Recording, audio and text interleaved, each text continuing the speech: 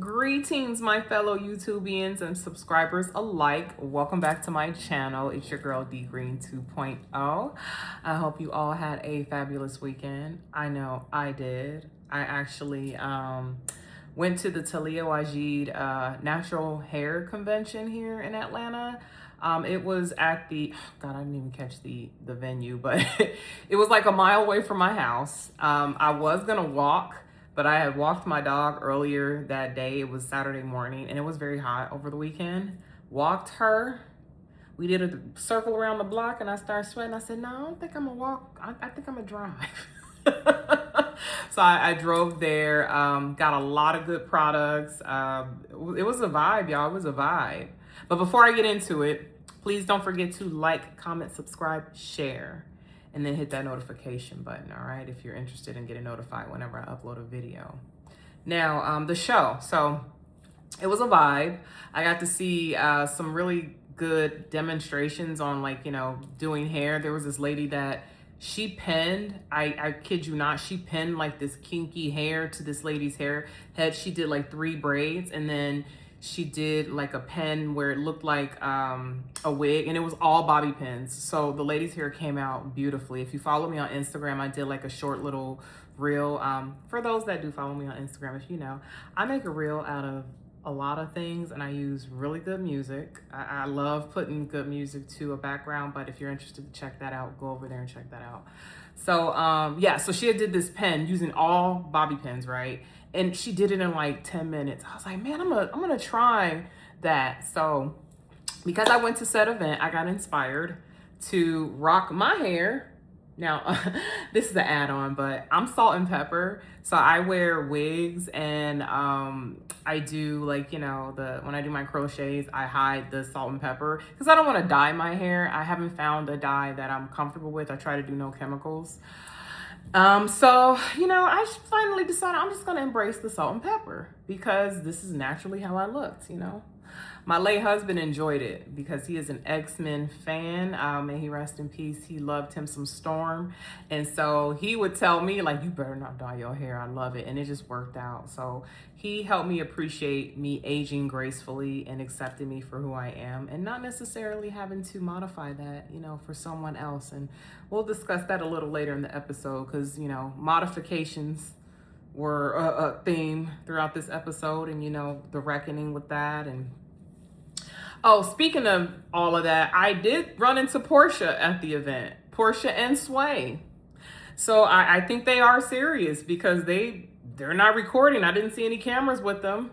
I said hi to her really quick. She looked like she was going somewhere. But yeah, I saw them together at the show and I was like, oh, okay, all right.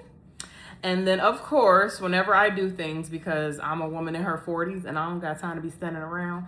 So, without it benefiting me. So what I do is whenever I can afford to, because I'm not foolish with the coin, but I try to go for VIP because you get more of an experience, on that little upcharge. I got really good products in my VIP bag. I got to go sit in the VIP lounge, got me a few snacks throughout the day. And it was cool. Attended some workshops. So if you are ever interested in attending, it is the Natural Hair Care Show.org or something like that, but it's Talia Wajid. She specializes in natural products, so she has a convention here in Atlanta every year. One of my guy friends actually dropped this gem to me a couple months ago, and I'm glad he did. So shout out to you, Maurice. You know who you are. And yeah, had dinner at my sister wife / baby mama. So who she is, she had Sunday dinner. She just moved here from California. So our kids are actually siblings because she's the wife before me. So we've created a village. We look out for each other. So she cooked Sunday dinner, invited my daughter and I over there yesterday. And then after I do this recap, I'm actually going to go pick my daughter up because her son is going to spend the night over here and go to school. So yeah, that's the village I created. I'm in Atlanta and it's been a bust, trying to keep a village. So I had to create my own village. And I was like, when she told me she was moving here, I was like, that works out perfect. And so far, she's only been here under a month. We're not regretting the decision because we're showing up for each other. You know, that's how it should be done. So yeah, that was my weekend. And that's going to be my next few days because my son's going to come over. And we're at the 5-minute mark, so I can stop rumbling. Or rambling, I should say. Yeah, I need to eat lunch. I haven't eaten lunch, so I'm a little tired. So if I skip over some words or, you know, trip over some words, have my little malapropisms or Portiaisms. You know, Portia had a couple of Portiaisms in this episode. I see online that people were kind of split down the middle, saying that maybe she didn't mean it. And then you got some people thinking she did. I will let you know where I land when we start discussing that because, yeah, that was interesting. That was interesting. So, all right, we'll kick off this episode. Episode 3, season 17, I believe it's called. Hold on. Give me a minute. What's the name of the episode? Ruptures and Redemption. All right, so we pick up where we left off with Kay Michelle at the hospital. She is with her husband. She is preparing herself to go to the next scene with Phaedra, Cynthia, and Portia. So, you know, it's one thing I will say about Kay. The work ethic is strong because this lady is in the hospital with her glam preparing to go to another scene. I guess like Phaedra says, when you stay ready, you don't have to get ready. So, you know, couldn't be me, but I get you, girl. The bag doesn't stop. So if you have the energy within yourself to go to a scene, I commend you, Kay. I commend you. So she says she gets full glam because she don't want to look like what she's been through. And I do understand that. Now, I don't always achieve that myself, but I get it. You know, you never want to let people know that you're struggling or at least look like you're struggling. So, you know, I get it. All right. And then we get to Angela and Drew. So they have this scene at Angela's house. Side note, I'm just going to say Angela is a woman after my heart. When we get to the scene with her and her daughter at this house, I'll talk to you about that. But I like me some Angela. That is a grown woman living in her truth. Yeah, her husband, he is who he is, but he is not a representation of her. And the way she represents herself, I love me some Angela. That's my girl. That is my girl. Which makes sense because she's from Chicago. And I spent the ages of 10 to 18 in Chicago, which were my formative years. So Chicago is definitely in the essence of me. You could pick up on a Midwestern girl, especially from Chicago. It's just we're different. Drew on the other, don't look at Drew as a reference. Don't look at her. But Angela, yes, there is an authenticity. You know, they call us the heart of America for a reason, us Midwestern girls. So yeah, Angela, that's my girl. But back to the scene. So they're at Angela's house, her and Drew. Angela is telling Drew that her daughter is back home with her, Amari, I believe her name is. She was living with her partner because I believe she's married, and Angela, I guess, told her she can come live with her so that she can dial it back and kind of recenter herself. I totally get that. Home should always be a safe haven for your children, no matter how old they are. That's why as parents got to stay stable, not the other way around. But that's something else. Anyway, Drew is saying that she's doing music and acting pays the bills. Given what's going on with her in the media, I'm not going to discuss that, you know, for entertainment because that is a family court type of thing and it's very touchy. I personally don't like Ralph. So, given that, we're just going to lay off of that. But the fact that she's saying music is, you know, acting is what makes her money, that is, it's a funny time for you to mention that. I'll just say that. If you care to figure it out, research their situation. Because like I said, I don't want to talk about it. But anyway, now what she said, and I identify with her on this because where she's coming from is a similar place. But it's not the same for all women, given the adjustment that she has to go through. So what she said in the scene was the balance of motherhood and working is no joke. And she's in a place where she doesn't have it figured all out yet. I get that. It's different when you become a single mother after having a stable foundation with someone else that you created, and then you have to go into creating your own. Now in her case, the man is still alive, but same for me. Like, I did not envision becoming a single mother. You know, not all single motherhood is based off of bad decisions. Sometimes it's based out of tragedy. But the adjustment period, because women, especially Black women, are put in a position where we always have to keep going and like pushing through. It's almost like we can't be vulnerable. I mean, Pinky was another example in this episode. When you have to put that hat on and readjust, no one talks about the struggle. It is a struggle, that balance of motherhood and working. So like being a single mother in context, a new context, like after having a partner, there's an adjustment, and we should be allowed to talk about that. It's a struggle. It is. So my heart does go out to her for that, because I know she didn't envision being a single mother with 3 kids, thinking that she chose right, you know, and then she's still having to work and hold it all together. That was real when she said, I'm in a place where I don't have it figured all out, because I've been there. I finally got to a place almost 3.5 years after my husband died where I feel like I have it figured out. But there was an adjustment struggle. And, you know, the job that I'm leaving right now was a casualty of that, me losing it, because when it came down to choosing like what was best for me, I had to pour into institutions and systems that were gonna win for me, as opposed to continuing to pour into a system and an institution that I saw going down the drain. And so that's what it comes down to. When it's just you really have to pick and choose your battles. And so I really hope Drew figures it out, because what's being discussed in the media doesn't really look good in her favor. However, they're at the beginning stages of it, and things can change. So I'm gonna give her grace. But yeah, I understood her when she said that. And then Angela's telling her how she bought another property even after her $2 million loss. I couldn't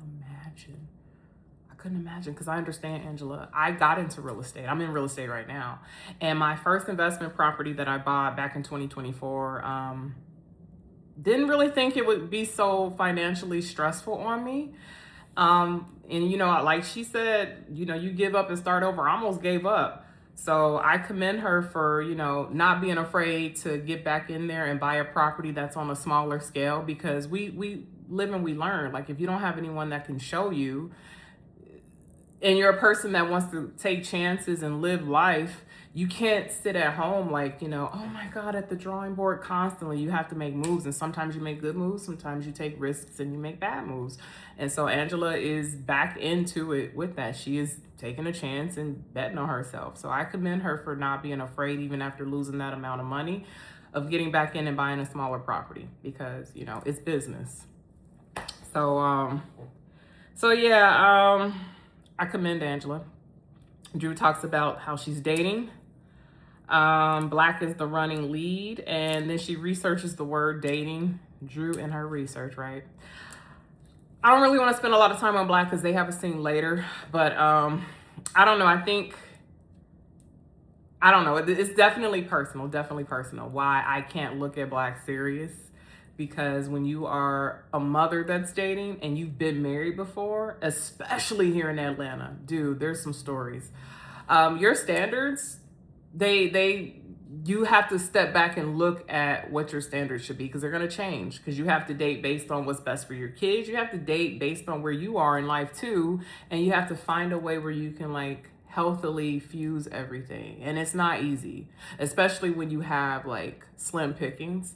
Because I'll be honest with y'all, I date, but I haven't had a serious relationship after my husband. I only had one, and I was with him for a year, and we were heavily invested. Like, he was with me when I bought my investment property, in the lawyer's office and everything. We miscarried. So after him, I said, you know what? I think I'm going to be a little bit more judicious and be more like selective, as I should be.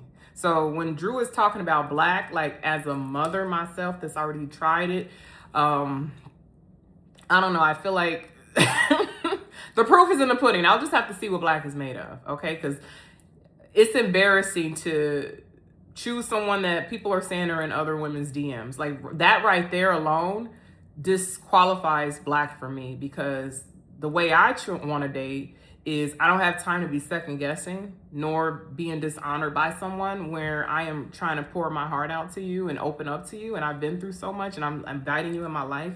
I don't ever want to hear about a bitch saying you were in her DMs. So when she's talking about Black, for me, it does not ring true for me. But, you know, we're watching a TV show, so I don't know, you know, Black could just be a filler. Maybe the real person she's dated she can't talk about. Tie you out there? All right, anyway, so this scene, woo. All right, so we got Portia, Cynthia, Phaedra, and K. Michelle meeting up at the nail shop. Portia says that it's important to keep the toes and hand done when you're dating. I agree. I get so many compliments on my nails and my toes from the guys and the girls. So I definitely agree with that. Phaedra comes in. Kay comes in. Phaedra's commenting about how Kay looks good, and she mentioned how when she was in the hospital delivering, I think it was Aiden, she had a full face of makeup because when you stay ready, you don't gotta get ready. That's why I said that statement earlier in the recap. But she said because, and she's right, like people, that's why you gotta do what you do for you and not for everyone else. She said no one wants natural, they want you naturally made up. Cause like, the wrong kind of dudes, I'm not going to group all men, but the wrong kind of men, they don't know what they want. They say they want natural, but then they like it when you know, zhuzh it up a little bit. So you got to do what's best for you. So hopefully, you know, when Phaedra is dolling herself up, she has that in mind instead of like trying to get cute for everybody else. But she was right. It's like nobody want to see natural. They always want to see naturally made up, yet they want to complain. Anyway, so Kay's telling the ladies the situation and what happened. Well, she's more or less telling the ladies in scene for us. They've already discussed it because Kay said when she was leaving the hospital how Portia came to visit, Shamia came to visit, Phaedra came to visit. I think she said Cynthia came to visit, but they visited her. So I'm going to assume, which Kay kind of confirms later in this episode, that while they were visiting, she has discussed what has been going on. And Kay is very open. So even if she didn't discuss exclusively in the hospital visit, if you're following Kay's story, you know Kay's situation. You know the two main ones. She wants to have a baby and she's 44 and she's had cosmetic procedures that she is now paying the consequences for and trying to adjust. So when Kay is telling them, Portia casually, was it a miscarriage? Kay didn't like it because it came off offensive and disconnected. Here's my take on this. Portia, you ain't no dummy. So we know you were putting on for the cameras. And if you weren't, you really need to assess how you show up on camera and then assess how you show up on camera and understand the ramifications of that. Because it's like I was telling y'all, grown girl, grown woman. If I'm on a show, right, and I'm with someone that I know, because I'm not gonna give Portia the benefit of the doubt. I'm sorry, you know, you're not stupid. You've had miscarriages. As a woman that has had a miscarriage myself, I'm going to be super sensitive and not just cavalierly like mention that in an open forum. I'm not. I'm not going to ask a woman that just off top because I know the emotional toll that takes. I know what it does to your spirit, especially when you want the baby. Like, I don't justify Portia's commentary in this scene. I'm sorry. And I know there are people saying, well, Portia didn't mean any harm. How many times do you keep making excuses for a woman who is 44 years old and very calculated in a lot of moves that she makes? Portia's not an idiot. And I know she's cute and people love her, you know, because of her personality, but like, take the blinders off and see her for what it was in that scene. And I think it was, I will give her, it could have been nervousness. But why couldn't you say hot flash or, you know, or was it the heat or something? Because it is August they're filming, you know, as how that could have been attributing to the sweat. or the bodily fluids. I don't know. I'm sorry. I'm not excusing Portia's behavior. Kay had every right at the end of this episode to be irritated with Portia. And I know some people are like, well, she had a delayed response. Dude, again, you have to it's nuanced. You have to have emotional intelligence and be sociologically savvy. You have to understand where Kay was coming from. Where Kay was coming from, and yeah, don't have delayed responses again. You settled it in this episode, but don't have delayed responses again. But where Kay was coming from was, girl, we talk. You just came to visit me in the hospital. I want to get pregnant. We talk. So I'm a little shocked that you would even ask that, because you can see it in Kay's face. She was taken aback in the scene. But instead of, crashing out, she thought about it, processed it, and then she addressed it later. So anyway, that's how I feel. So they're discussing Kelly's opening and why Portia did not attend. I understand, she told him, hey, I thought we were cool. And then she made that comment over the phone, so I'm not coming. I will agree with you on that. I wouldn't go either. And then they talk about Hot Pocket, Cynthia not knowing what a Hot Pocket is. I thought it was funny. I'm like, Cynthia, stop. So next scene, Shamia's family. So they're taking their oldest daughter, Shia, to school. And, after they drop her off, they're discussing the rum business that Shamia has gotten into. Now, what Shamia did tell us when she said she was getting into this rum business was that her husband didn't think it was a good idea.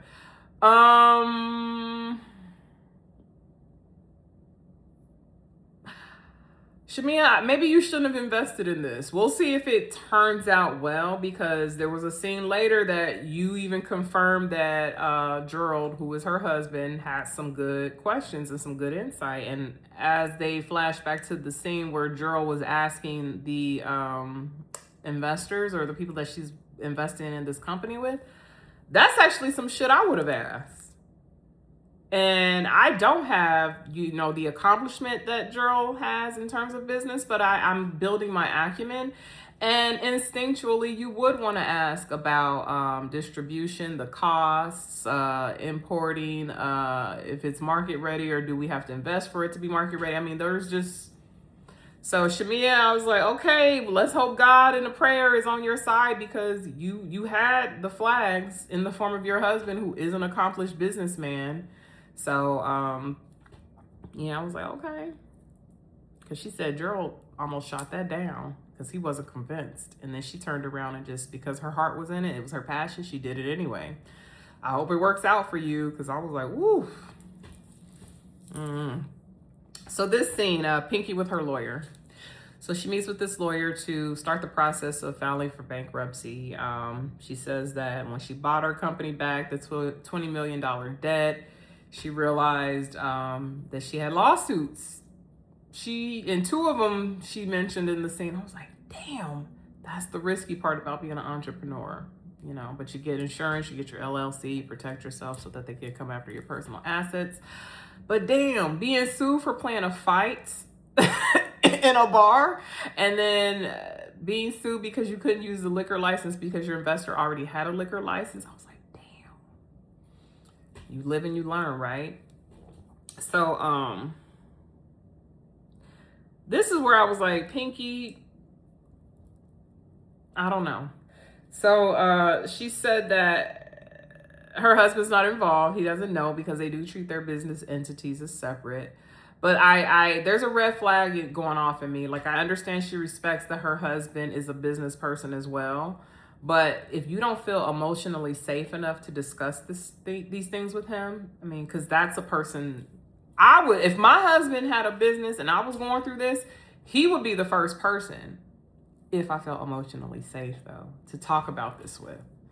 And so I worry that, is it Derek? Yeah, Derek is not a safe space for her emotionally. Hopefully they can get to a point where he can be a safe space, because she felt more comfortable talking about it with the lawyer as a man versus her husband, who's her partner in life. And so that was one thing I was like, I don't know, hopefully we can turn that around. And then her crying and feeling so much pressure because she is a prominent African American woman here in the States.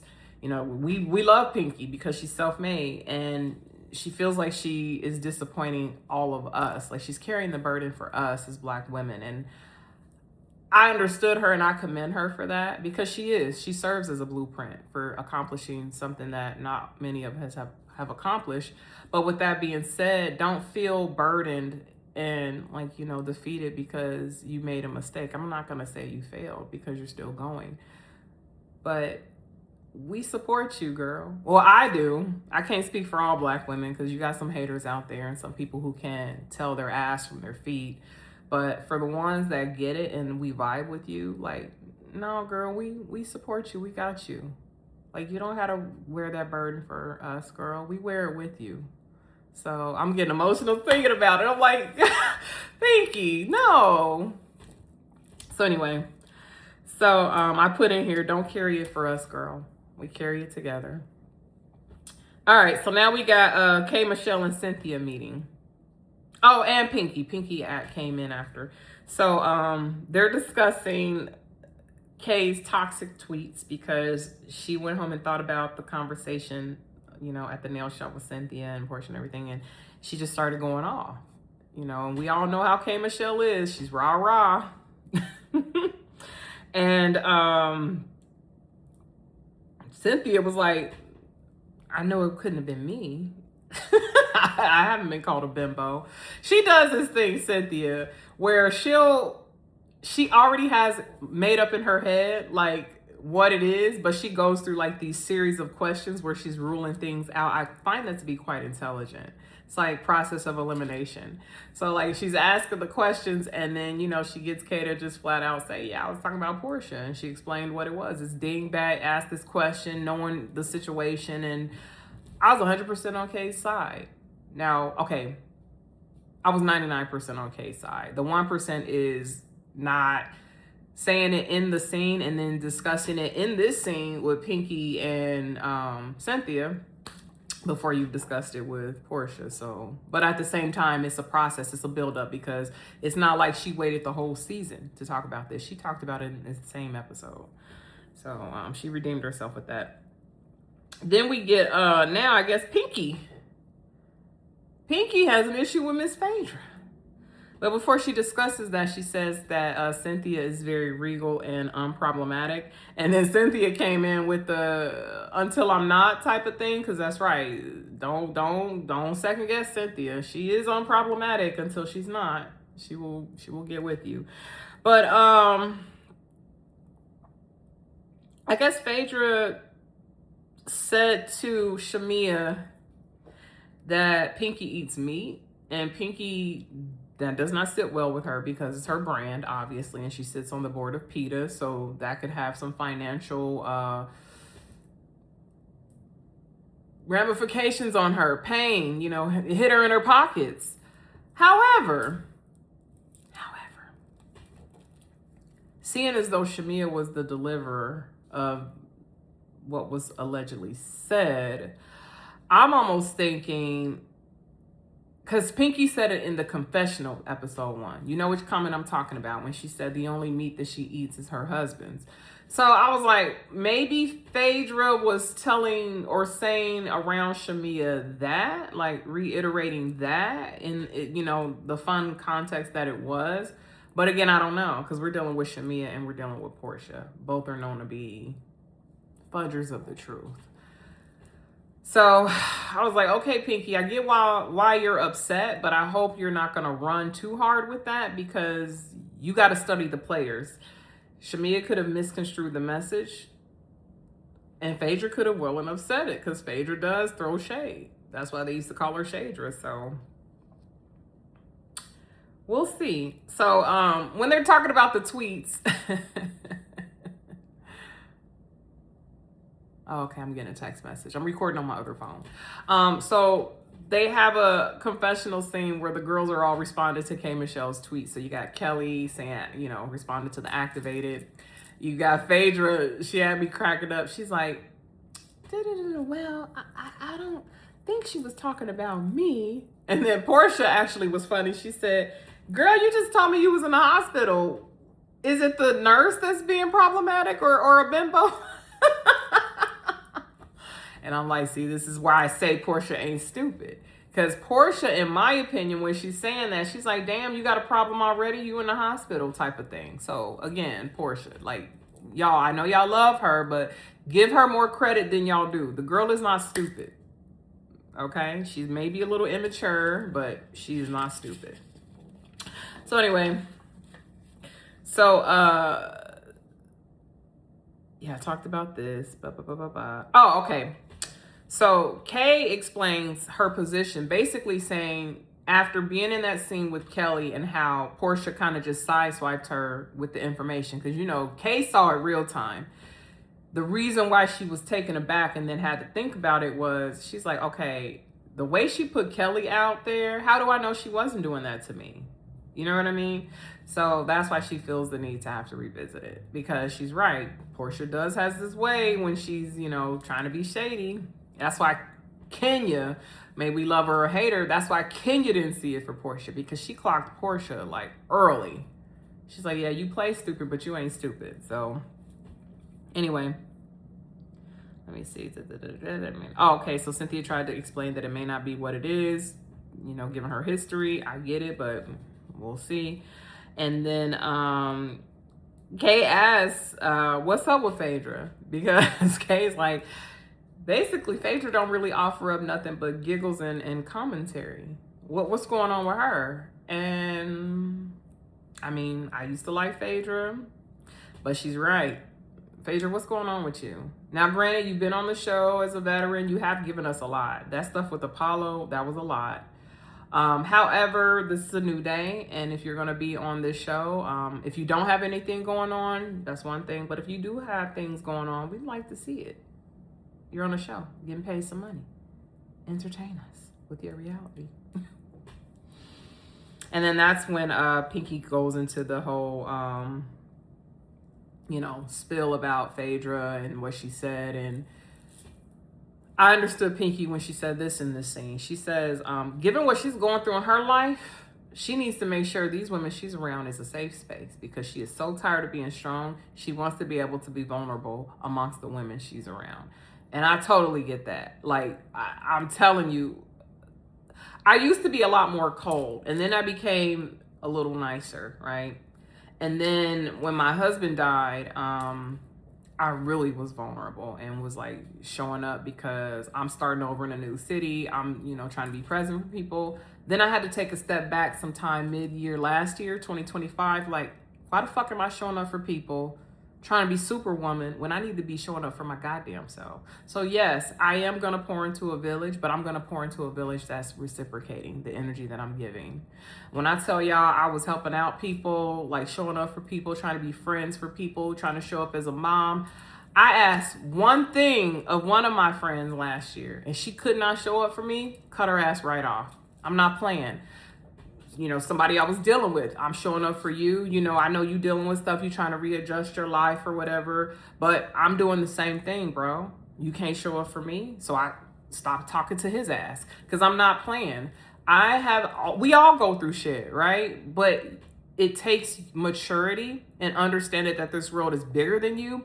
We all can be narcissistic. Remove yourself a little bit and think about the other people. Show up the way you want people to show up for you. So when Pinky said that, I'm in a state where I need to make sure people are showing up for me that really have my back, because I'm tired of having to be strong. I need to be able to be vulnerable. Yes.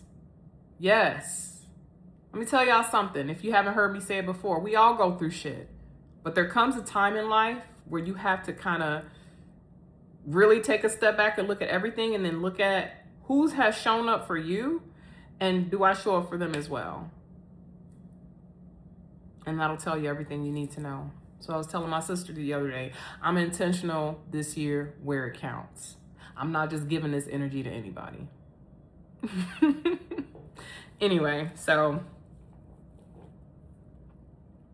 there was a scene that they flash back to where Kay is telling Pinky that she should be more open with her husband, because she's not trying to be a difficult wife, but it shows that she's a stubborn wife if she's not allowing her husband the space to show up for her, because she's trying to protect him. That's a fine line. Pinky, I do hope you figure that out, because I don't think Derek is as not willing to jump in and help as you think. You have to give him a chance. You are invested with him in life. So, let's hope. Let's hope that you do feel safe enough to talk to him, because if not, that's another area in life where you may need to reassess, because you can't be sleeping with the enemy. I don't want to say he's the enemy, but if you haven't tried it yet to see if he's willing to show up for you, you don't know. So try it and then see what happens, and then that'll tell you if he's the enemy. Anyway, so Drew and Black. I'm not gonna hold y'all. I'm not interested in this scene. What I did like that Black said is that her divorce is not finalized, and Drew gives off wife vibes versus girlfriend vibes. So he doesn't want to waste his time if the divorce isn't finalized, because he doesn't want to share. But I couldn't help but wonder if it was all game.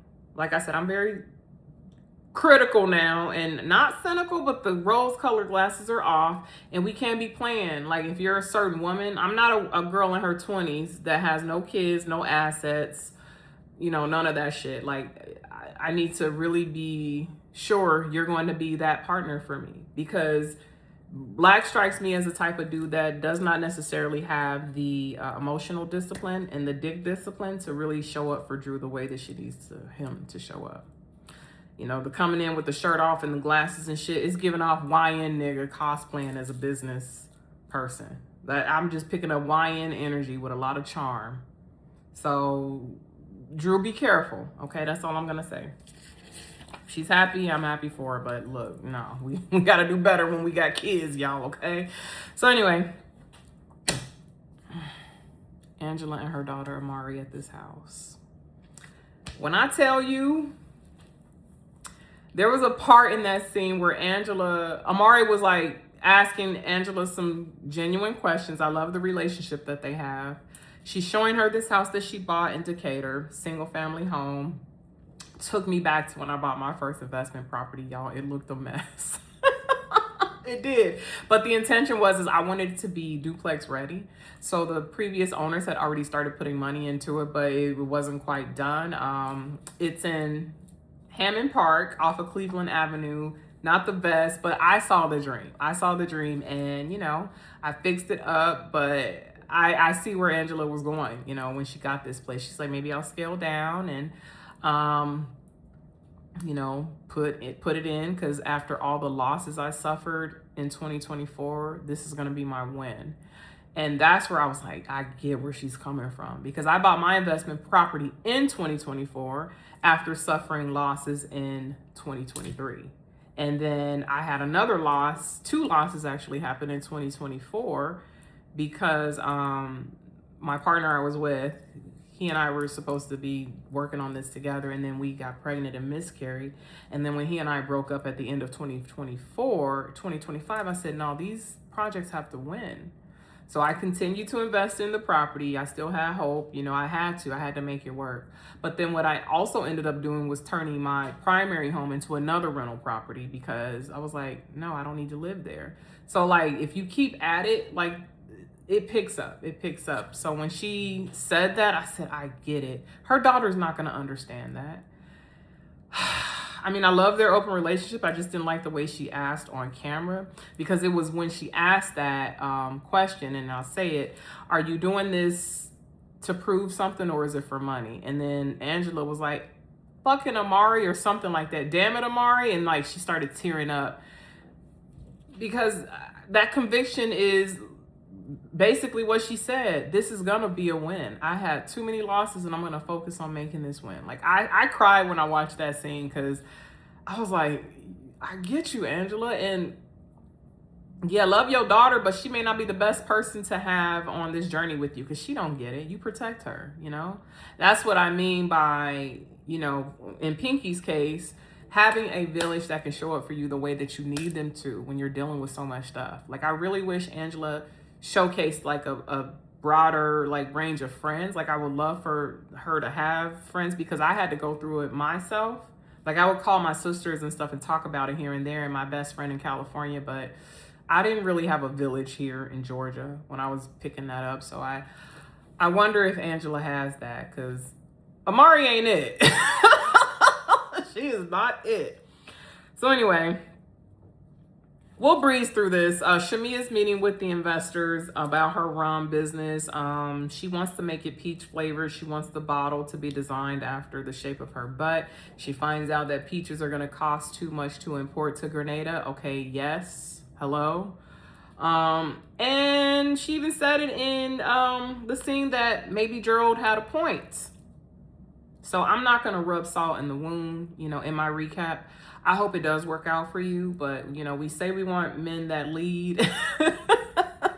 Then they try to show us and talk to us, the other side. And then sometimes we got to bump our head a couple times before we get it. But Gerald was trying to tell you, girl. So I hope it works out. I'm not going to knock anybody. I hope it works out for you. I do. So, we get to Pinky and Derek. Next scene, they're on a date night, and they were going to a place called, what was it called? Because I was writing these places down. Was it Mistera? I don't know. But they were going to a place where I noted, and I said, I'm going to try this place out here in Atlanta. She says that people criticize their relationship because they did move fast. Like she mentioned, with no shame. She got pregnant 3 months into the relationship. They were married 3 years after being together, but they had so many babies. And she said a year after their marriage, they were in the process of getting divorced because they didn't think they were going to make it. They both drove down to the courthouse. And then she was about to get out the car. And Derek said, you better not get out of this car. And then they, I guess prayed about it and went home and made up. I love that candid, I love that honesty. I love that because that actually makes me believe that their love is real because she's talking about it. Like whirlwind romances, like when the passion is there, the chemistry is there, like the stuff, when it comes up, it comes up. And some people work it out, some people don't. And, she's being real honest. She's being real honest about their love story. And it does show in their chemistry. Like, yeah, Derek lost me for a few minutes in the last episode. However, I am a believer of their love. I do feel like they could make it work. I do feel like he loves her. I do feel like he's in it for the long haul. I know she is. That woman is in love. So yeah, I root for y'all, Derek and Pinky. I root for y'all. I love it. I love to see it. Derek was saying how, reflecting on everything she went through, he's like, I want you to be able to talk to me because I'm thinking, how can I show up for you? And then you're telling me when it's too late. Yeah, Derek's got his stuff going on, but he is your partner, Pinky, and this is more you. Now, again, I don't know, because we're not with them. We don't know what Derek is giving off in terms of energy to make her feel safe. But I definitely see that Pinky is an alpha female, and I kind of switch. I could be beta and alpha, mostly alpha, because I'm type A kind of control. We got to let our men be men sometimes, and we have to, especially when they're telling you they want to, we have to allow them to show up for us. So I hope she gets it out of her head and not continue to isolate herself and silo herself within her own marriage. Because we see next episode, though, I think she's trying to tell him, and he says something about, oh, this is going to be a public melee or something. I don't know. But yeah, Pinky, you say you don't want to be strong. It starts in the home.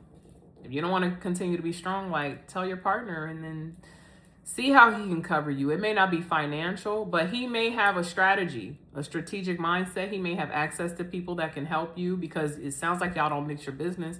Well, you won't know until you cross that threshold. So, maybe her coming on this show was a way for her to start doing that.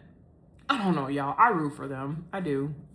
But I'm seeing some things that don't look favorable, but I'm not going to rest on that. I'm going to rest on the fact that they love each other enough. They're both business savvy. They both want what's best for their legacy, and they're going to make it work together. That's what I'm going to rest on. Because like I said last time, I love to see healthy, Black love when they're in love with each other. The passion is there. I love that. And then they're both successful. I love that, and I want to see it.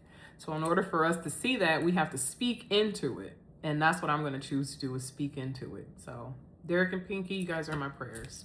I love y'all as a couple. All right, so final scene, Portia and Kay. They get right into it. They do the pleasantries, you know, the mwah, mwah, mwah, hey girl, you look cute, all that. Kay get right into it and tell her, you made me mad. I didn't like what you said, because Portia, I guess, had reached out to ask Kay how she was doing and she didn't respond, and Kay let her know. I didn't appreciate you mentioning miscarriage. Portia does this thing where when someone confronts her with something that she's done to them, she does this dainty deflection. Case in point, when Kay says, why would you mention miscarriage, knowing that, you know my fertility journey, you know that I'm trying to get pregnant, you know. Portia, instead of saying, I'm sorry, I didn't look at it like that, I've experienced several miscarriages. No, Portia, wrong. That's not how you answer. I get this is a show, and you know, the armor, everybody got to defend themselves, but let's be women, okay? Let's step out of the grown girl and let's be women. If you have been through several miscarriages, that should be the last thing that comes out of your mind in a scene. Cameras, producers, lighting. Let's not play dumb.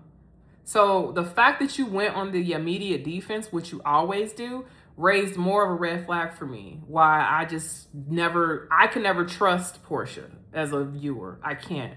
And so I liked how Kay was like, look, you know, I didn't like it. You know, and I know you say you didn't know what surgery, but we've talked because you were telling me about your breast surgery. That's why Kay brought it up in that scene.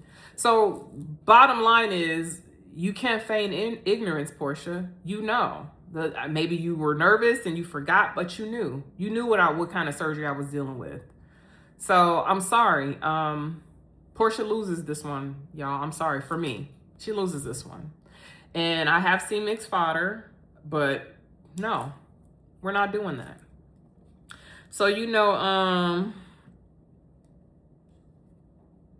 yeah, I said that this fertility, they both discussed it. And then Kay tells her, you know, after seeing how the whole thing went down between you and Kelly, this is why I was like questioning, what are your intentions with me? What are you doing? And, you know, Portia, I'll give her this. She did kind of cop to that in the scene. She said, I could see how you could see that or whatever, or something she said, I'm paraphrasing, given how the situation between me and Kelly was handled. But I promise you, with you, that wasn't the intention. So, you know, Portia jokingly says, I told you to flip the table, or because Kay's done that before, or shake the table, but don't shake the table on me. And they seem to have gotten to a place where they can resolve it. But I'm glad Kay, grown woman, called it out, addressed it. They talked about it. Portia even gave her pop. She said, this is what I mean. And I like that you handled it like this, because this is how you handle integrating into a sisterhood, i.e. the show. Like, if we're going to be a sisterhood amongst this show, like, we can't be like, you know, passive and like, you know, skirting around the issue and not directly confronting each other. This is why I like the Atlanta girls versus the Potomac girls. I have more of an appetite to, even though the drama may be stupid or whatever, how they handle it, for the most part, they're very direct and they come with it. So kudos to, even though I feel like Kay won, both of them won in terms of how they dealt with it in the end, because, you know, Portia, imperfect and all, was able to cop to her part in it. And yeah, at least in this episode, they seem to be in a better place. I don't know what the season's going to look like later, because it looks like Kay's going to start beefing with more people and continue to beef with Portia, but I don't know. So let me know what y'all thought of the episode. I thought it was good. It was just enough drama. It wasn't too it has substance. It peeled some layers back on, you know, some of the girls and their situations. And I like it. Season 17. You're doing your big thing. All right. With that being said, y'all, I'm going to go pick up baby girl. Got to go pick her up from my baby mama / sister wife, little sister wife's house, because she's going to pick her up from school for me. But if you liked this content, please like, comment, subscribe, share. I don't know if I can be hyped yet, but I always say that I speak it into the universe. Hype me up if you can. And I appreciate you giving me your time today. All right, y'all have a blessed Monday. Peace. Bye.